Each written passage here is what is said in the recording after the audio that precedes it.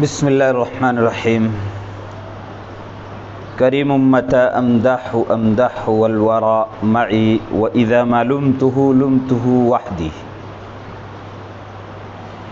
یہ بھی تنافر کلمات کی مثال دی ہے۔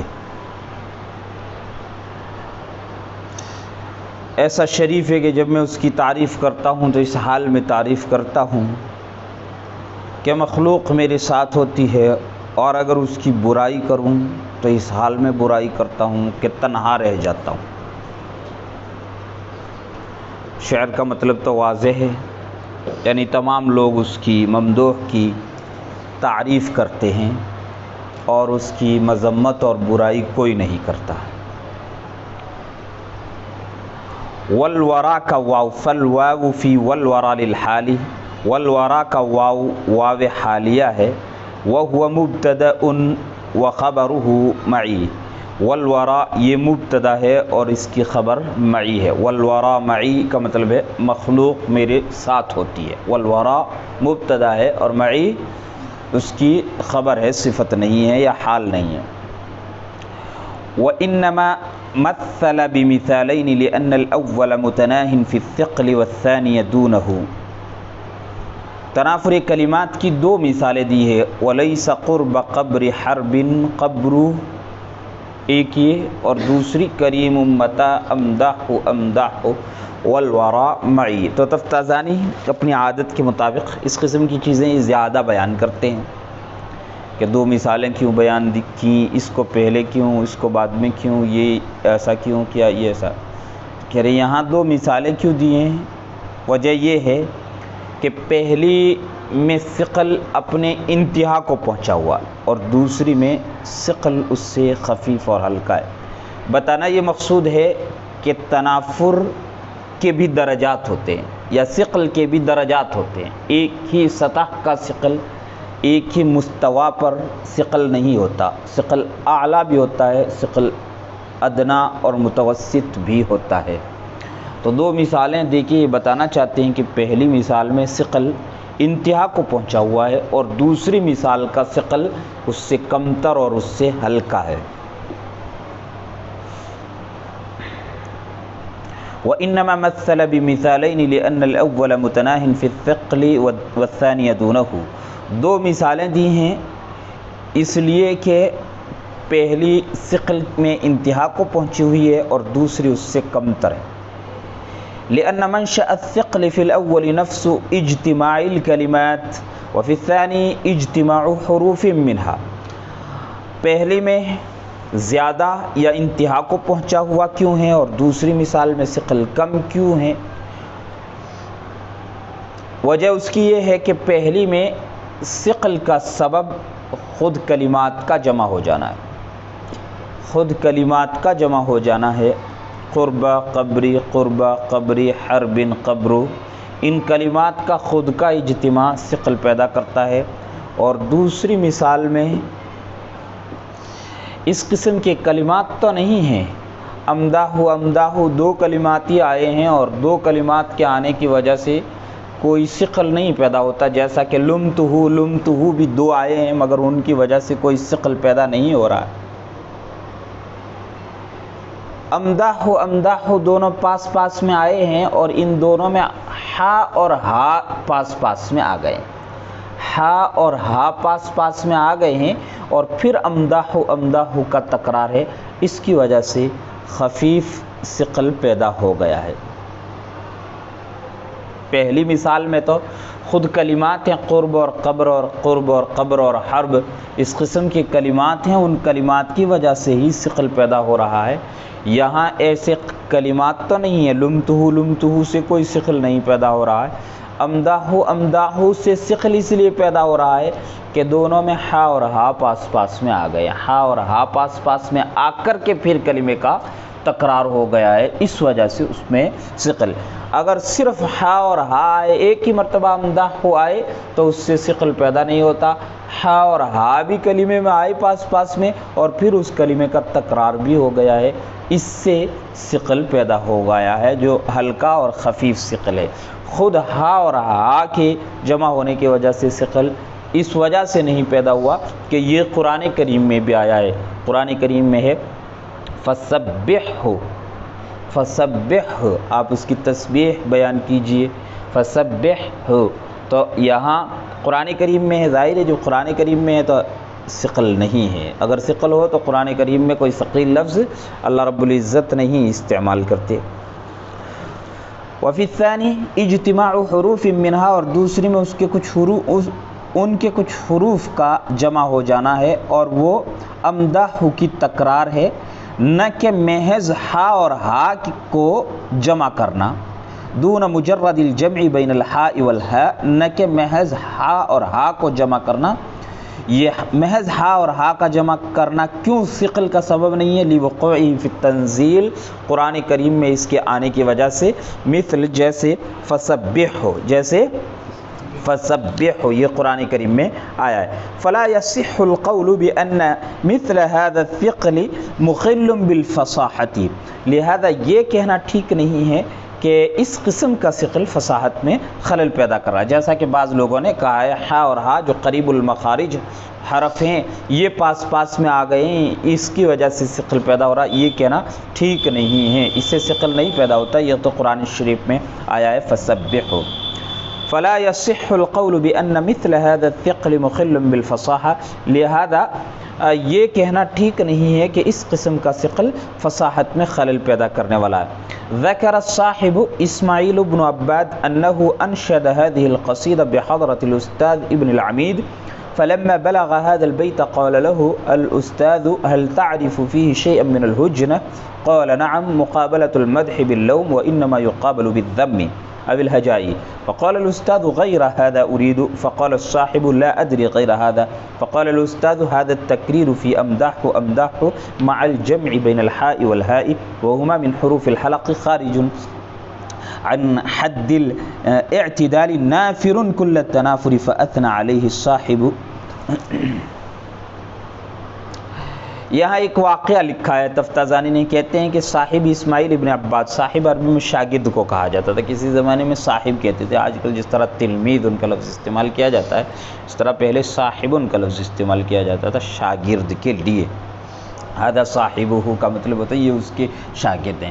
تو شاگرد اسماعیل ابن عباد نے یہ بات بیان کی ہے کہ انہوں نے ایک مرتبہ یہی قصیدہ، جس قصیدے کا یہ شعر ہے، حضرت الاستاذ ابن العمید کی خدمت میں پڑھا. انشد هذه القصیدة بحضرت الاستاذ، استاد ابن عمید کے حضور میں پڑھا. فلما بلغ هذا البیت، جب وہ اس شعر پر پہنچے، قال له الاستاذ، تو استاد نے ان سے پوچھا هل تعرف فيه شيئا من الهجنة، کیا آپ اس میں کوئی کمی، کوئی نقص، اس شعر میں کوئی نقص پاتے ہیں، جانتے ہیں آپ کی سمجھ میں آیا کہ اس میں کوئی نقص پایا جاتا ہے، اس میں کوئی عیب پایا جاتا ہے اس شعر میں؟ تو انہوں نے کہا ہاں. قال نعم، شاگرد نے کہا ہاں، ایسا تھوڑا ہی میں گیا گزرا، پتہ مجھے کیا ہے. قال نعم، مقابلۃ المدح باللوم، مدح کا مقابلہ کرنا لوم سے، مدح کا مقابلہ کرنا. مدحتہ امدح امدح والورا معی واذا لمتہ لمتہ. تو مدح اور لوم کو آپس میں ایک دوسرے کے مقابلے میں لایا گیا ہے، جو ٹھیک نہیں ہے. مقابلے میں لایا جاتا ہے، مدح کے مقابلے میں ذم کو لایا جاتا ہے یا ہجا کو لایا جاتا ہے. ذم یذم یا ہجا یہجو ہجاءن، یہ اس کا مقابلے. جیسے دن کے مقابلے میں اگر کوئی لیل کہے تو جچتا نہیں، دن کے مقابلے میں تو کیا جچے گا؟ رات. اور شب کے مقابلے میں کوئی دن کہے، شب و دن، تو ماں مار دے گا اردو کی، ہے نا. شب و روز، رات اور دن، رات و دن کہنا بھی صحیح نہیں. کچھ لوگ کمال کرتے ہیں، رات و دن بھی کہہ دیتے ہیں یا رات و دن بھی کہہ دیتے ہیں، یہ بھی صحیح نہیں ہوتا. رات اور دن اردو لفظ ہیں دونوں کے دونوں، یا دونوں میں سے کوئی ایک بھی اردو ہے تو پھر ترکیب اردو کی ہندی کی آنی چاہیے. دونوں فارسی کے ہوں یا دونوں عربی کے ہوں تو پھر وہ فارسی عربی والی ترکیب، یعنی بیچ میں واو حرف عطف لا کے آ جاتا. خیر، تو رات اور لیل، رات اور دن تو ٹھیک ہے، لیکن دن اور لیل کو ہی کہے تو ٹھیک نہیں لگتا. ٹھیک کیا نہیں لگتا؟ بہت برا لگتا ہے نا. تو یہاں انہوں نے یہ کہا ہے کہ مدح امدہ یا امدہ کے مقابلے میں وَإِذَا مَا لُمْتُهُ کی بجائے ذَمَمْتُهُ کہتے یا ہجوتُهُ کہتے تو یہ زیادہ بہتر تھا۔ مدح کا مقابلہ لوم سے نہیں ہوتا ہے، مدح کا مقابلہ ذم اور ہجا سے ہوا کرتا ہے۔ تو کہا ہاں میں پہچانتا ہوں مقابلۃ المدح باللوم، مدح کا مقابلہ کرنا ہے لوم سے، یہ اس میں عیب ہے، جبکہ وَإِنَّمَا يُقَابَلُ أَيْ يُقَابَلُ الْمَدْحُ، جبکہ مدح کا مقابلہ تو ذم یا ہجا سے ہوتا ہے۔ فقال الاستاذ غیر هذا اريد، استاد نے کہا پاگل میں میری مراد یہ نہیں ہے، میں اس کے علاوہ چاہتا ہوں، غیر هذا اريد، میں یہ تو سب جانتے ہیں، یہ تو سب جانتے ہیں، میں یہ تھوڑے چاہتا ہوں۔ فقال صاحب لا ادری، شاگرد نے کہا اس کے علاوہ تو مجھے نہیں پتا، لا ادری غیر ذلك۔ فقال الاستاذ، تو استاد نے کہا هذا التکریر فی امدح مع الجمع بین الحاء والہاء، ہا اور ہا کو جمع کرنے کے ساتھ ساتھ امدح کی تکریر، محض امدح کی تکرار نہیں، یعنی کسی ایک کلمے کا تکرار نہیں، ہا اور ہا کے جمع کرنے کے بعد پھر اس کلمے کا تکرار کرنا۔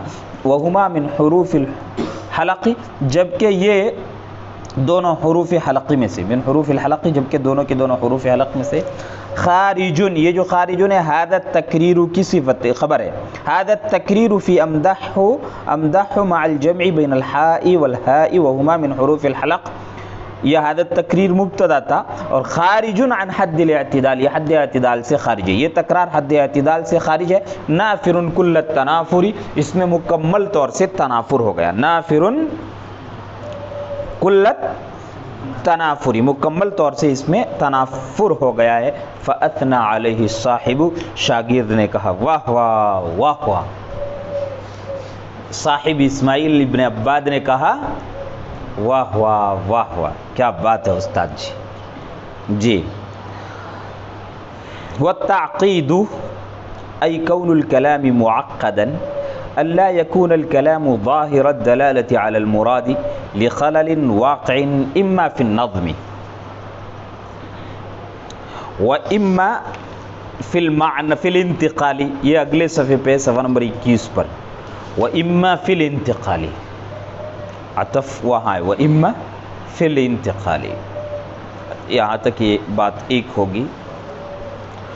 تعقید کلام کا معقد ہونا، تعقید کا معنی ہے گانٹھ لگا دینا، گرہ لگا دینا، یعنی الجھ جانا، جب کسی دھاگے میں زیادہ گانٹھ لگ جاتی ہیں، گرہیں زیادہ لگ جاتی ہیں تو کہا جاتا ہے کہ یہ الجھ گیا ہے، اب اس کو سلجھانا پڑتا ہے، محنت کر کے سلجھانا پڑتا ہے۔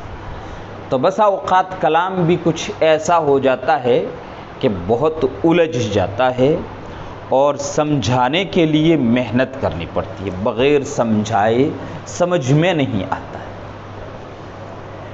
تو یہ تعقید ہے۔ یہ کیا ہے؟ ایک شخص نے جملہ بولا مگر معنی سمجھ میں نہیں آیا، ہے نا، کیا مفہوم ہے، کیا مطلب ہے، کچھ سمجھ میں نہیں آتا، تو کہا جائے گا کہ اس میں تعقید پائی جاتی ہے۔ ضروری ہے کہ اہل زبان کی سمجھ میں نہ آتا، اہل زبان کی سمجھ میں نہ آتا ہو۔ آپ کہیں کہ کوئی عربی کا شعر، کوئی بھی عربی کا شعر پڑھا جائے تو ہمیں تو سمجھنے میں دشواری ہوتی ہے، دقت ہوتی ہے۔ عربی کا کیوں لیجیے، فارسی کا پڑھیں تو دقت ہوگی، دشواری ہوگی، آپ عربی کا پھر بھی فارسی کی ہوا بھی نہیں لگ رہی ہے۔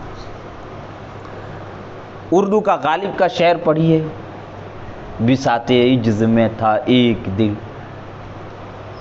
یک قطرہ خوں وہ بھی، سو رہتا ہے با انداز چکیدن سر نگوں وہ بھی، ہے نا۔ تو آپ کہیں گے کیا مطلب ہے، یہ تو نہیں سمجھ میں آیا کچھ بھی۔ تو اہل زبان کو سمجھنے میں دقت ہو رہی ہے، اہل زبان کی سمجھ میں نہ آ رہا ہو تب کہا جائے گا کہ اس میں تعقید پائی جاتی ہے، اور یہ صاحب کلام کی کمی سمجھی جاتی ہے۔ بات کرنے والے کی خامی اور کمی سمجھی جاتی ہے، اور کلام کی بھی کمی ہوتی ہے، اسی وجہ سے تعقید کے ہونے سے کوئی کلام فصاحت سے، کوئی بھی کلام فصاحت سے خارج ہو جائے گا۔ اللہ یکون الکلام ظاہر الدلالۃ علی المراد، یہ ہے کہ اللہ یکون، تعقید یہ ہے کہ کلام معنی مراد پر دلالت کرنے میں واضح نہ ہو، ظاہر نہ ہو، یعنی واضح نہ ہو، لخلل واقع اما فی النظم، کسی ایسے خلل کی وجہ سے جو واقع ہوا ہو یا تو نظم میں، کسی ایسے خلل کی وجہ سے جو واقع ہوا ہو یا تو نظم میں، یعنی یا تو لفظوں میں واقع ہوا ہو، و اما فی الانتقال، یا انتقال میں، یعنی یا معنی میں۔ انتقال سے مراد معنی کیا ہے، اس کی وضاحت تشریح آگے آئے گی۔ تو کسی ایسے خلل کی وجہ سے جو یا تو لفظوں میں واقع ہو رہا ہے یا معنی میں واقع ہو رہا ہے، یعنی تاقید کی دو قسمیں، تاقید لفظی اور تاقید معنوی۔ تاقید یہ ہے کہ کلام اپنے معنی مراد پر دلالت کرنے میں ظاہر اور واضح نہ ہو، کسی ایسے خلل کی وجہ سے جو یا تو لفظوں میں واقع ہو رہا ہے یا معنی میں واقع ہو رہا ہے۔ لفظوں میں کیسے واقع ہوتا ہے؟ بسبب تقدیم او تاخیر، تقدیم کے سبب سے یا تاخیر کے سبب سے۔ تقدیم کے سبب سے یعنی جس کو مؤخر کر دینا چاہیے تھا اس کو مقدم کر دیا گیا، تاخیر کے سبب سے یعنی جس کو پہلے لانا چاہیے تھا اس کو بعد میں لایا گیا۔ او حذف او اضمار، جسے حذف نہیں کرنا چاہیے تھا اسے حذف کر دیا گیا۔ او اضمار، سب ضمیریں نہیں لانی چاہیے تھی، ایک دو ظاہر بھی لانے چاہیے تھے، یا کہیں ظاہر لانے کا مقام تھا ظاہر نہیں لایا گیا، اس کی جگہ پہ ضمیریں لے آئی گئیں۔ او غیر ذالک، یا اس کے علاوہ جیسے فصل کر دیا جائے موصوف صفت کے درمیان میں، یا کسی بھی حال الحال کے درمیان میں، یا اور کوئی بھی چیز دو ہوں جن کے درمیان فصل کرنا روا نہیں ہوتا مگر فصل کر دیا جائے۔ مما یوجب صعوبۃ فہم المراد، وہ تمام چیزیں جو مراد کے سمجھنے میں مشقت اور صعوبت کا سبب بنتی، یوجب کا ترجمہ سبب بنتی ہو، وہ تمام چیزیں جو مراد کے سمجھنے میں صعوبت اور مشقت کا سبب بنتی، کقول الفرزدقی فی مدح لخال ہشام بن عبد الملک بن مروان وهو ابراہیم ابن ہشام بن اسماعیل المخزومی، جیسے کہ فرزدق کا قول ہے ہشام بن عبد الملک بن مروان کے ماموں ابراہیم بن ہشام بن اسماعیل مخزومی کی تعریف میں۔ فرزدق بہت بڑا شاعر گزرا ہے، شعر اس کا ہے، اور تعریف کس کی کر رہا ہے؟ ہشام بن عبد الملک بن مروان کے ماموں کی کر رہا ہے، اور ہشام بن عبد الملک بن مروان یہ تو خلیفۃ المسلمین، مسلمانوں کے بادشاہ ہے نا، تو خلیفۃ المسلمین کا جو ماموں ہوگا ظاہر تعریف اس کی بھی کرنی پڑتی ہے نا۔ بادشاہ کے ارد گرد رہنے والے وزراء کی اور اس کے رشتہ داروں کی بھی تعریف کرنی پڑتی، کیونکہ عموماً بادشاہتوں میں، سلطنتوں میں ایک ہی خاندان ہوتا ہے جو اعلیٰ عہدوں پر ہوتا ہے۔ سلطنتوں کی، شاہی سلطنتوں کی سب سے بڑی خامی یہی ہوتی ہے کہ وہاں اقربا پروری بہت زیادہ آ جاتی ہے، تو یہ بنو امیہ میں بہت زیادہ آ گئی تھی، بنو امیہ کے سلاطین میں سے ہے۔ ہشام بن عبد الملک بن مروان کے ماموں ہیں، اور ماموں کا نام ہے ابراہیم بن ہشام، تو دیکھیے ہشام سے تھوڑا تشابہ ہو جاتا ہے۔ ہشام بن عبد الملک بن مروان یہ تو ہے بھانجا، اور ماموں ہے ابراہیم بن ہشام، ماموں ہے ابراہیم بن ہشام، یعنی ہشام کے نانا کا نام بھی ہشام ہے۔ ہشام بن عبد الملک بن مروان کے نانا کا نام بھی کیا ہے؟ ہشام ہے۔ خیر، ہوا ابراہیم بن ہشام بن اسماعیل، ابراہیم بن ہشام بن اسماعیل مخزومی ہے۔ ان کی تعریف میں کیا کہا ہے؟ وما مثله في الناس الا مملكا ابو امه حي ابوه يقاربه، یہ اہل زبان کو بھی کچھ سمجھ میں نہیں آئے گا، اہل زبان کو بھی جب تک اس کی تشریح اچھی طرح نہ ہو جائے، الفاظ کا ربط آپس میں ایک دوسرے کے ساتھ بیان نہ کر دیا جائے، تب تک کچھ بھی سمجھ میں نہیں آتا ہے، اہل زبان کو بھی سمجھ میں نہیں آئے گا، ہمیں آپ کو تو خیر آنا ہی نہیں ہے۔ وما مثله فی الناس الا مملکا ابو امہ حی ابوہ یقاربہ۔ اب دیکھیے یہ بتا رہے ہیں تفتازانی کہ یہاں کیا کیا خامیاں ہیں، کس کس طرح سے اس کی تشریح ہوگی، کیسے کیسے الفاظ کا ربط ہے، جوڑ ہے، اور تب شعر واضح ہوتا ہے۔ لیس مثلہ فی الناس لیس مثلہ فی الناس حی یقاربہ، اس کے جیسا لوگوں میں کوئی زندہ نہیں ہے جو اس کے قریب قریب ہو، اس کے جیسا لوگوں میں کوئی زندہ نہیں ہے جو اس کے قریب قریب ہو، ایشبہ، جو اس کے مشابہ ہو۔ شعر کا مطلب پہلے آپ میری زبانی سن لیں، یہ الفاظ اور تعبیرات وغیرہ وغیرہ یہ جو ہیں تشریحات تفسیرات سننے سے پہلے اس نے کہا یہ ہے کہ ممدوح جو ماموں ہے ابراہیم بن ہشام بن اسماعیل مخزومی، کہہ رہا اس کے جیسا لوگوں میں کوئی نہیں ہے، اس کے جیسا عادت اخلاق میں کردار میں اس کے جیسا اس کے مشابہ لوگوں میں کوئی بھی زندہ شخص نہیں ہے۔ ہاں ایک ہے اور وہ ہے کون؟ اس کا بھانجا ہے، وہ ہے کون؟ اس کا بھانجا ہے جس کی ہم تعریف کر رہے ہیں۔ اس کے جیسا لوگوں میں اور کوئی زندہ شخص ایسا ہے نہیں جو عادات اخلاق کردار میں اس کے جیسا وہ کمالات اور فضائل میں مناقب میں اس کے جیسا اس کے مشابہ ہو، زندہ انسان کوئی ایسا نہیں ہے۔ مطلق الاطلاقی کہے تو بادشاہ ناراض ہو جائے گا، چاہے اس کا بھانجا ہے مگر بادشاہ وہ ہے، ناراض ہو جائے گا، کھٹیا کھڑی کر دے گا، ہے نا۔ اس لیے کہا کہ ہاں ایک بندہ ہے اور ہے کون؟ وہ بھی اس کا بھانجا ہے، یعنی اس کا بھی یہ ماموں ہے، اس کا بھی یہ ماموں ہے اور وہ اس کا بھانجا ہے۔ تو پھر دونوں خوش ہیں۔ اب اس کو کہا کیسے؟ دیکھیے ما مثلہ تو حی اس کا اسم ہے، کیا ہے؟ لیس مثلہ فی الناس حی، اور حی کی صفت یقاربہ، حی یقاربہ، تو حی جو بہت بعد میں آ گیا، ما مثلہ فی الناس الا مملکا ابو امہ حی، وہاں حی آیا ہے، اس کو آنا کہاں چاہیے تھا؟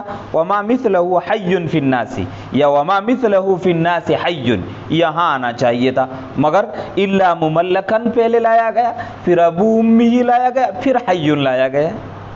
پھر حیٌ کی صفت ہے یقاربہ، کوئی ایسا زندہ جو اس کے مشابہ، یقاربہ یعنی کوئی ایسا زندہ جو اس کے مشابہ ہو، اس کے برابر ہو، تو حیٌ کی صفت ہے یقاربہ، اور اس کو دور کر دیا گیا اور بیچ میں ابوہ لے آیا گیا ہے۔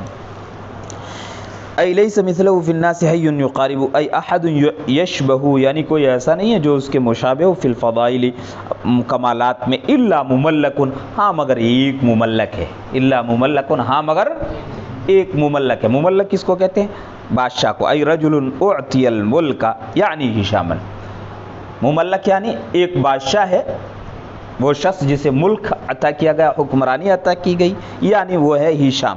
ابو امہ ای ابو ام ذلک المملکی، ابو امہ اس کی ماں کے ابا یعنی اس کے نانا، اس کے ماں کے ابا یعنی اس کے نانا، ایک مملک ہے، ایک بادشاہ ہے جس ابو امہ جس کے نانا ابو اس کے باپ ہے، جس کے نانا اس کے باپ ہے، جس کی ہم تعریف کر رہے ہیں۔ ایک مملک زندہ ہے، باقی ہے، جو اس کے مشابہ اس کے جیسا ہے۔ تو ایک مملک ہے جس کے نانا ہمارے ممدوح کے ابو ہیں۔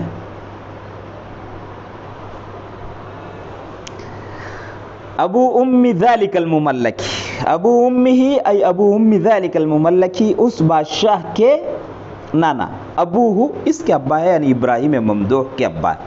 ای لا یماثلہ احد الا ابن اختہ وہو ہشام، یعنی شعر کا مطلب یہ ہے کہ ممدوح کے مشابہ کوئی نہیں ہے بس صرف اس کا بھانجا ہشام ہے، صرف اس کا بھانجا ہشام ہے جو اس کے جیسا، باقی اور کوئی نہیں۔ تو اب دیکھیے یہاں ہوا کیا، ففیہ فصل بین المبتدا والخبر، یہاں پہلی بات تو یہ ہے کہ مبتدا اور خبر کے درمیان میں یعنی ابو امی اور ابوہ کے درمیان اجنبی یعنی حیٌ کے ذریعے سے فصل ہے۔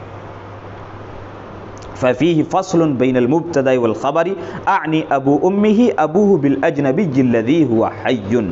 تو دیکھیے یہاں فصل ہے مبتدا اور خبر یعنی ابو امی ابوہ کے درمیان اجنبی کے ذریعے یعنی حیٌ کے ذریعے سے، ٹھیک ہے۔ ابو امی ہی پہلا یہ جو ہے یہ تو مبتدا ہے اور ابوہ اس کی خبر ہے، اور یہاں بیچ میں فصل اجنبی کے ذریعے سے آ گیا۔ اجنبی کا مطلب حیٌ کا، نہ ابو امی سے کوئی تعلق ہے، نہ ابو سے کوئی تعلق، نہ مبتدا سے کوئی تعلق اس کا، نہ خبر سے اس کا کوئی تعلق، تو یہ اجنبی ہوگا، اس اجنبی کے ذریعے سے فصل کر دیا گیا، اور یہی فصل یہاں پہ صعوبت کا سبب بن گیا۔ وبین الموصوف والصفت، ایک تو یہ خامی تھی، اور دوسری موصوف اور صفت کے درمیان یعنی حی یقاربہ کے درمیان فصل ہے۔ حی موصوف ہے اور یقاربہ صفت ہے، تو ان موصوف اور صفت کے درمیان میں یعنی حی یقاربہ کے درمیان میں اجنبی کے ذریعے یعنی ابوہ کے ذریعے سے فصل ہے، بالاجنبی الذی ہوا ابوہ، اجنبی یعنی ابوہ کے ذریعے سے یہاں پر بھی فصل ہو گیا ہے۔ حی یقاربہ، حی موصوف اور یقاربہ صفت، اور موصوف اور صفت کے درمیان یہاں اجنبی ابوہ کے ذریعے سے فصل ہو گیا۔ اس ابوہ کا نہ تعلق حی سے ہے اور نہ ہی یقاربہ سے تعلق ہے، تو یہ اجنبی ہو گیا، اور اجنبی کے ذریعے سے فصل کر دیا گیا یہاں موصوف اور صفت کے درمیان میں۔ وفصل کثیر بین البدل وهو حی والمبدل منه وهو مثله، چھوٹ گیا، اچھا وتقدیم المستثنى اعنی مملکا علی المستثنى منه، اور مستثنی کو یعنی مملکن کو مستثنی منہ پر یعنی حی پر مقدم کر دیا گیا۔ وتقدیم المستثنى، مستثنی کو مستثنی منہ پر مقدم کر دیا گیا ہے۔ مستثنی کون ہے؟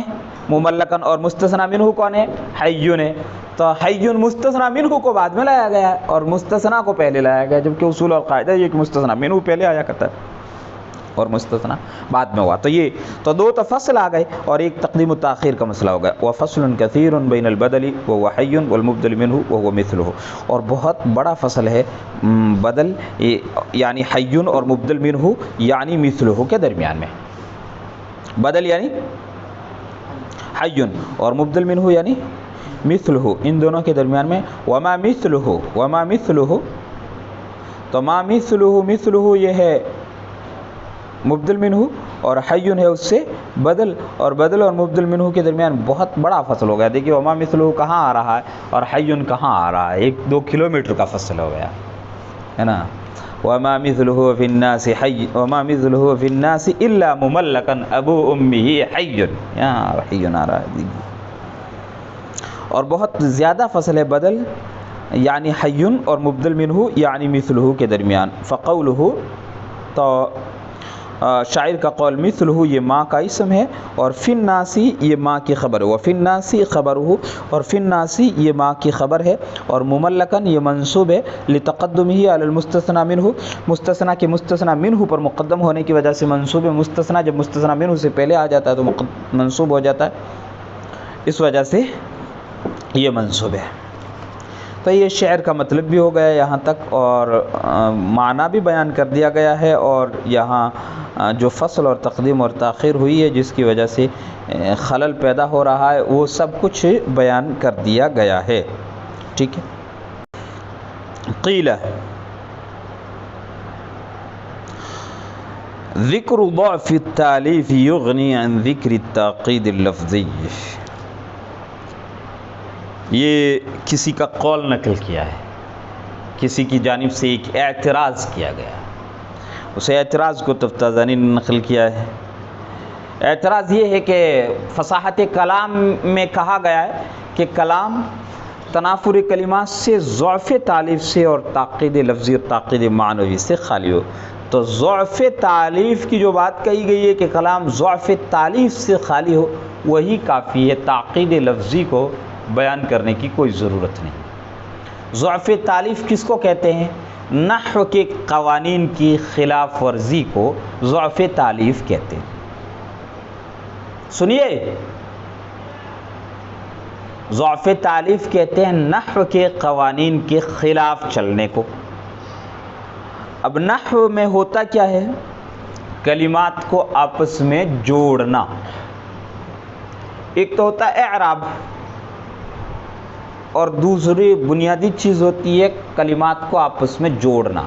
موصوف کہاں آئے گا، صفت کہاں آئے گی، مبتدا کہاں آئے گا، خبر کہاں آئے گی، حال کہاں آئے گا، ذوالحال کہاں آئے گا، مستثنیٰ کہاں آئے گا، مستثنیٰ منہ کہاں آئے گا، بدل کہاں آئے گا، مبدل منہ کہاں آئے گا، معطوف علیہ کہاں آئے گا، معطوف کہاں آئے گا، عطف بیان کہاں آئے گا، فلاں کہاں آئے گا، فلاں کہاں آئے گا۔ یہی چیزیں نحو میں ہوتی ہے۔ اگر ان میں گڑبڑ ہو گئی ہو تو اس کو آپ ضعف تالیف بھی کہہ سکتے ہیں اور اسی کو تاقید لفظی بھی کہہ سکتے ہیں۔ اسی کو آپ ضعف تالیف بھی کہہ سکتے ہیں، اسی کو تاقید لفظی بھی کہہ سکتے ہیں۔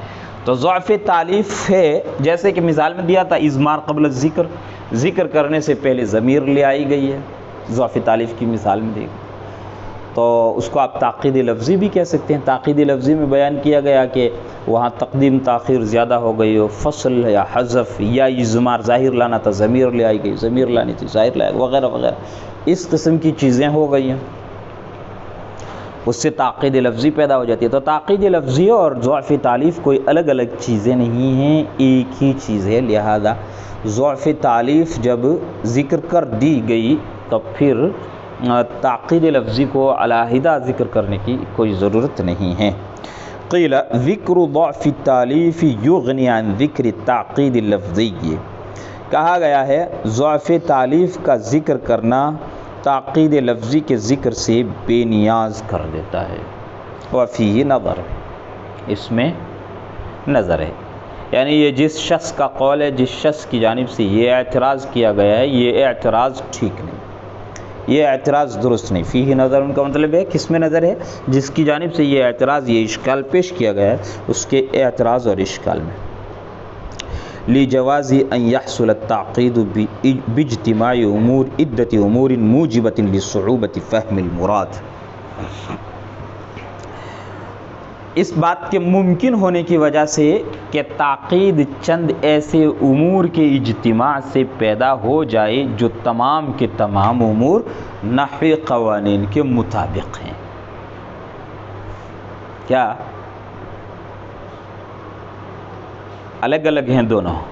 کہہ رہے ہیں تعقید کبھی اس طرح سے بھی ہو جاتی ہے کہ تمام کے تمام قوانین نہ وجود، تمام کمیاں آئی ہیں کلام میں پیدا ہو گئی ہیں،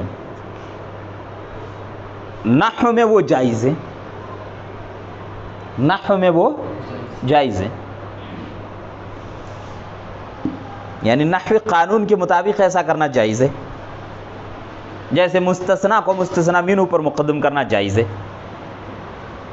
نحوی قانون کے مطابق جائز ہے، مستثنیٰ کو مستثنیٰ منہ پر مقدم کرنا جائز ہے۔ تو ہو سکتا ہے کہ تعقید ایسی چیزوں سے پیدا ہو رہی ہے جو تمام کے تمام نحوی قوانین کے تو مطابق ہے، تو پھر تعقید لفظی ایک الگ چیز ہوئی اور ضعف تالیف الگ ہوئی۔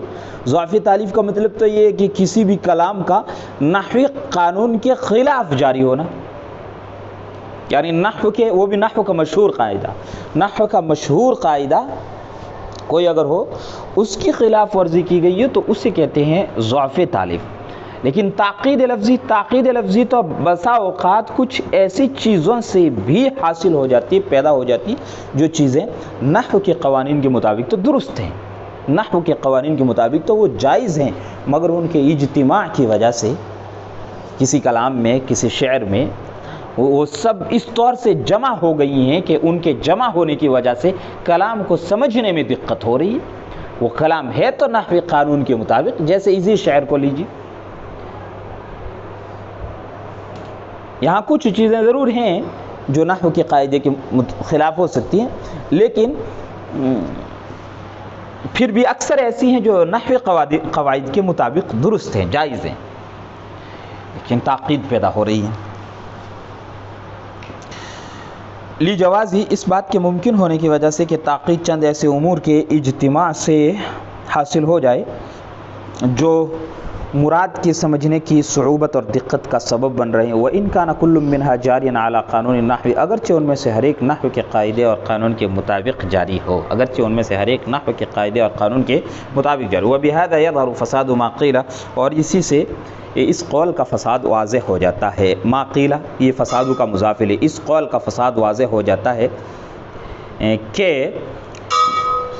ایک قول یہاں یہ شعر پر اعتراض کیا گیا ہے، یعنی شعر کی جو تشریح کی گئی ہے یا شعر میں جو تاقید کی وجوہات بیان کی گئی ہیں ان پر بعض لوگوں کی جانب سے ایک اعتراض کیا گیا ہے، تو کہہ رہے ہیں اسی سے اس کا بھی فساد واضح ہو جائے گا، اس اعتراض کا بھی۔ اعتراض یہ بیان کیا گیا ہے، اعتراض کیا بعض لوگوں نے کہ شعر میں جو تاقید کی وجوہات بیان کی گئی ان میں سے ایک وجہ یہ بیان کی ہے کہ یہاں پر مستثنیٰ کو مستثنیٰ منہ پر مقدم کیا گیا، یہ وجہ بیان کرنا صحیح نہیں۔ کیوں صحیح نہیں ہے؟ کہ یہ تمام نحویوں کے نزدیک جائز ہے، مستثنیٰ کو مستثنیٰ منہ پر مقدم کرنا تمام نحویوں کے نزدیک جائز ہے۔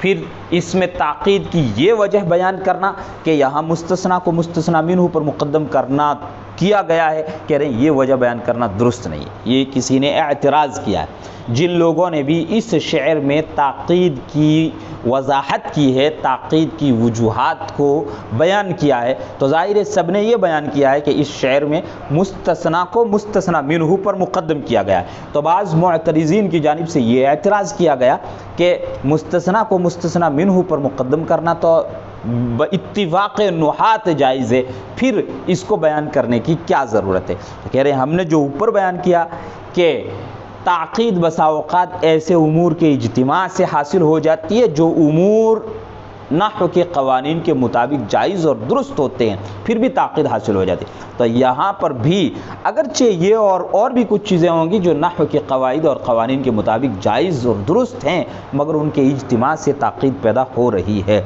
وَبِهَذَا يَظْهَرُ فَسَادُ مَا قِيلَ، اور اسی سے اس قول کا فساد واضح ہو جاتا ہے کہ شعر میں تاقید کے بیان کرنے کے سلسلے میں مستثنیٰ کی مستثنیٰ منہ پر تقدیم کو ذکر کرنے کی کوئی حاجت، کوئی ضرورت نہیں تھی، بل لا وجہ لہ، اس کی کوئی وجہ نہیں۔ کیوں؟ لأن ذلك جائز باتفاق النحات، اس لیے کہ یہ تمام نحویوں کے اتفاق سے جائز ہے۔ اس سے فساد واضح کیوں ہو جاتا ہے؟ اس کی علت بیان کی گئی۔ کیسے فساد واضح ہو جاتا ہے؟ کیوں واضح ہو جاتا ہے؟ کہہ رہے اذ لا یخفا، اس لیے کہ مخفی نہیں ہے کہ یہ بھی زیادت تاقید کا سبب بن رہا ہے، مخفی نہیں ہے کہ یہ بھی زیادت